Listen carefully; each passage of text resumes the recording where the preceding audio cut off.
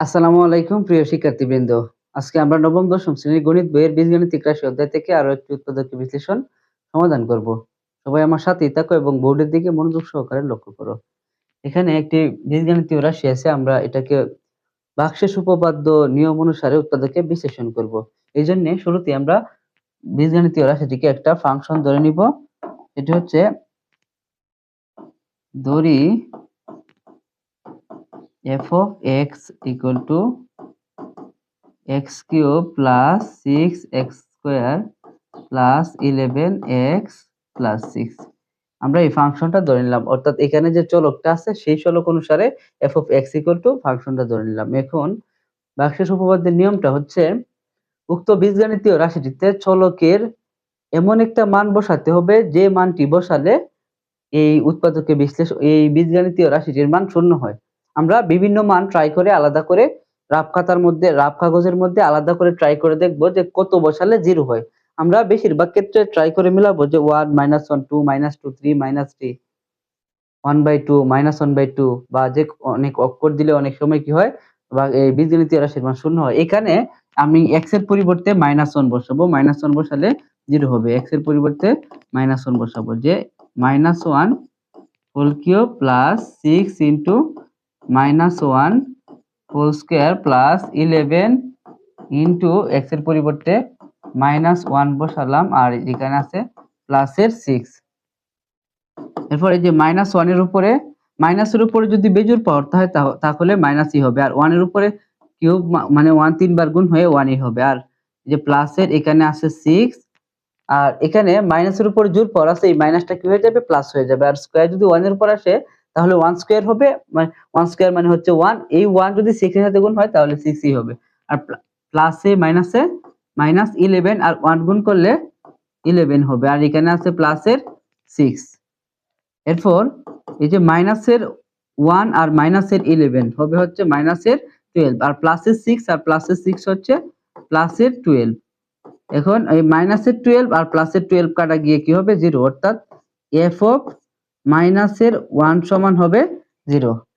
অর্থাৎ উক্ত রাশিটিতে আমরা চলকের মান যদি -1 বসাই তাহলে ওই রাশিটির মান কি পাবো, শূন্য পাবো।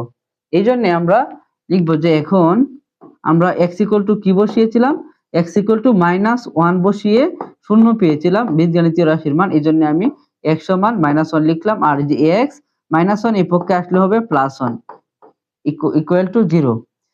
অর্থাৎ এখানে কি হলো x + 1 = 0, এর মানে হচ্ছে x + 1 উক্ত বীজগণিতীয় রাশিটির একটি উৎপাদক হবে। লিখতেছি, সুতরাং x + 1 হলো উক্ত বীজগণিতীয় রাশিটিকে প্রকাশ করা হয়েছে যেহেতু fx দ্বারা, এই জন্য আমরা fx ই লিখব যে x + 1 হলো fx এর একটি উৎপাদক, একটি উৎপাদক।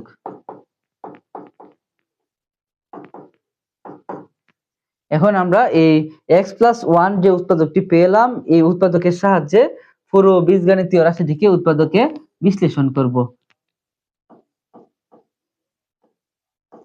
প্রদত্ত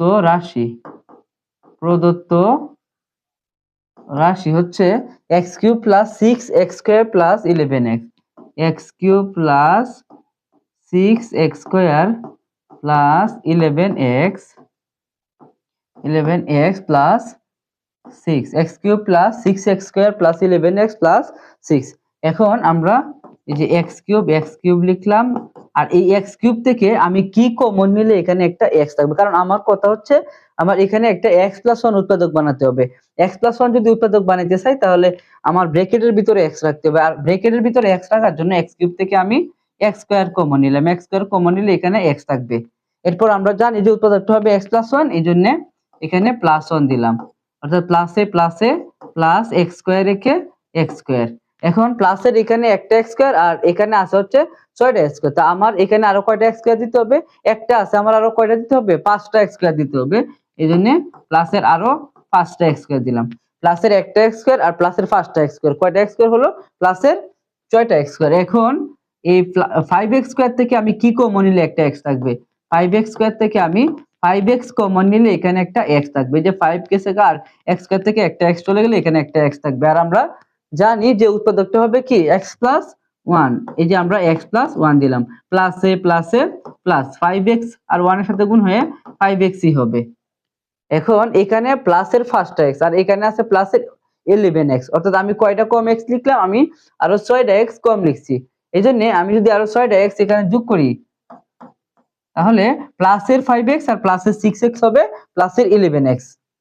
এখন এই প্লাসের 6x থেকে আমি একটা কি কমন নিলে একটা x থাকবে, আমি যদি এখান থেকে একটা 6 কমন নিই তাহলে এখানে একটা x থাকবে। এরপর আমরা জানি যে উৎপাদকটা হবে কি +1, এই যে +1 দিলাম, এই যে প্লাসে প্লাসে প্লাস 6 আর 1 গুণ করলে হবে 6।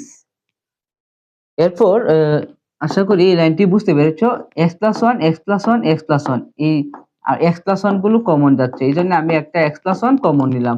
কমন নিলে আনকমন হিসেবে এখানে থাকতেছে হচ্ছে x স্কয়ার প্লাস এখানে থাকতেছে হচ্ছে 5x আর এখানে থাকতেছে হচ্ছে 6।